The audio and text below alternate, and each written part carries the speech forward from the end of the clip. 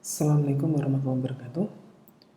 Pada kesempatan kali ini saya akan membahas mengenai soal di dalam workbook bab 2 nomor kasus 1. Diketahui dalam soal bahwa pada tanggal 3 Oktober 2017, P membeli 15% saham beredar milik S 1000 par.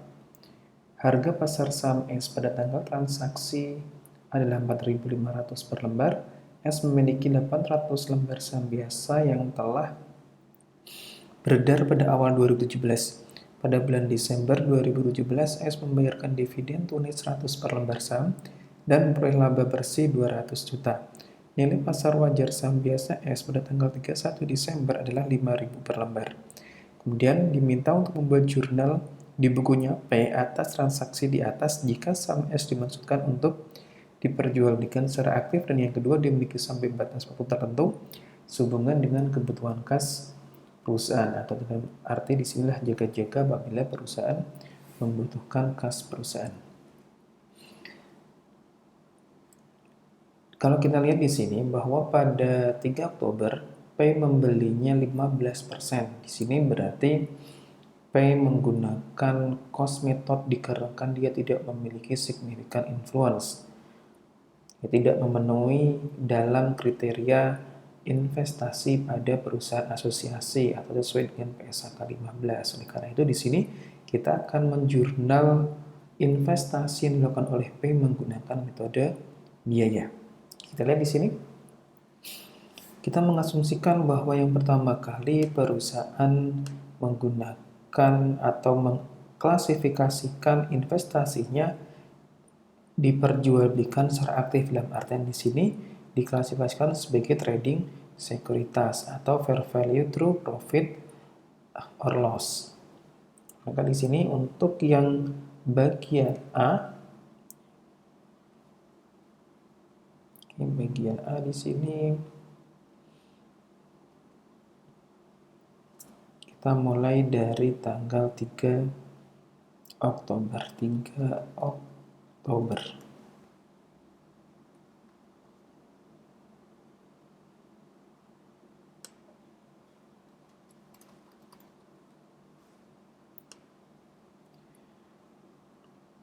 Kita akan mencatat investment in trading securities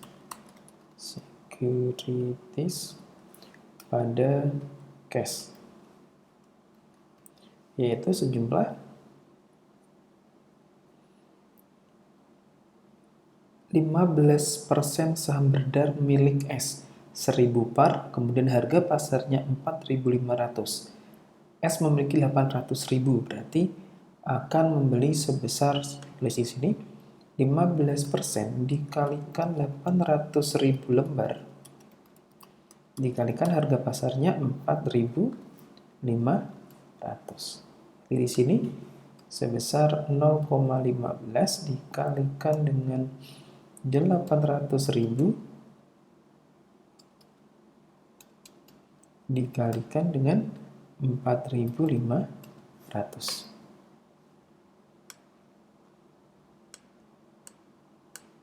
Sebesar 540 juta. Kemudian di sini pada akhir 31 Desember 2017 bahwa S melaporkan laba bersih 200 juta dan pada bulan Desembernya S membayarkan dividen. Karena menggunakan metode cost, maka hanya mengakui bagian dari dividen saja, yaitu mencatat cash pada dividen income sebesar 15% dikalikan dengan yang dibayarkan adalah 100 per lembar, dikalikan dengan 100 dikalikan dengan 800.000 lembar.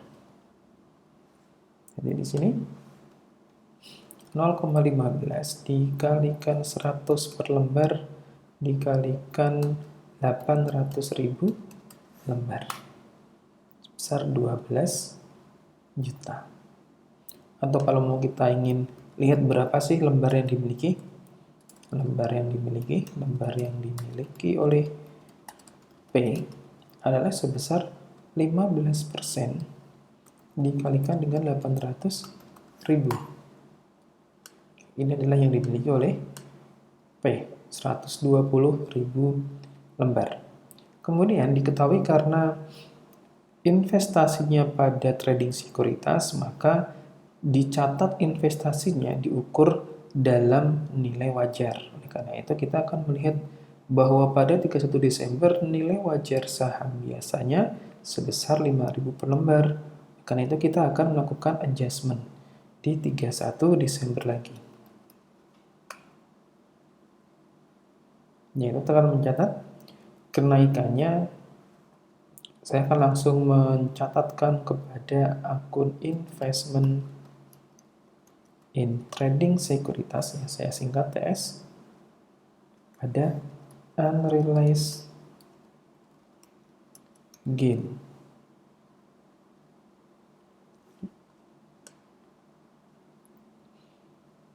Kenaikannya adalah sebesar 120.000 lembar dikalikan dengan kenaikan nilai wajarnya, yaitu 5.000 dikurangi 4.500. Jadi di sini adalah sebesar 120.000 dikalikan 5.000 dikurangi 4.500. Ketemu 60 juta. Atau di jurnal ini juga bisa kita ganti. Misalnya kita akan menggunakan ini atau ya. Misalnya di sini kita pakai fair value adjustment. Fair value adjustment. Di sini trading sekuritas misalnya, kemudian di sini sama unrealized gain. Saya kasih di sini dalam profit or loss. Boleh seperti ini ya. Oke, terserah mau menggunakan yang mana.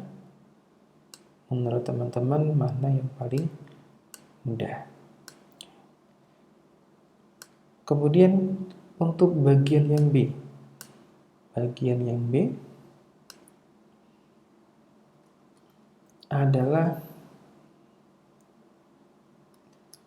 mengklasifikasikan sebagai investment in available for sale. Karena digunakan untuk jaga-jaga kebutuhan kas. Berarti yang mudah juga untuk dikonversi menjadi cash. Investment in available for sale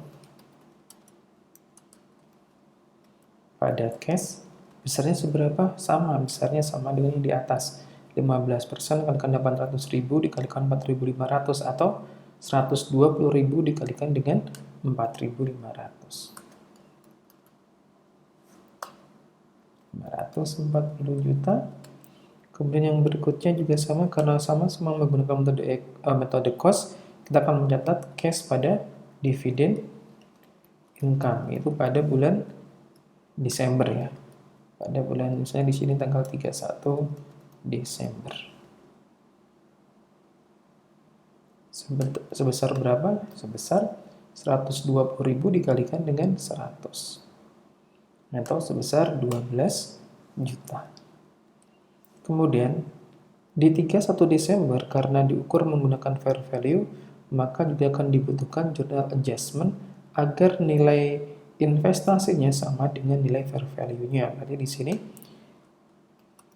saya akan mencatat langsung ke dalam available for sale-nya pada OCI, ada comprehensive income, sebesar sama yaitu 60.000, 120.000 lembar dikalikan dengan selisih 5.000 dengan 4.500, atau juga bisa di jurnal dengan fair value adjustment.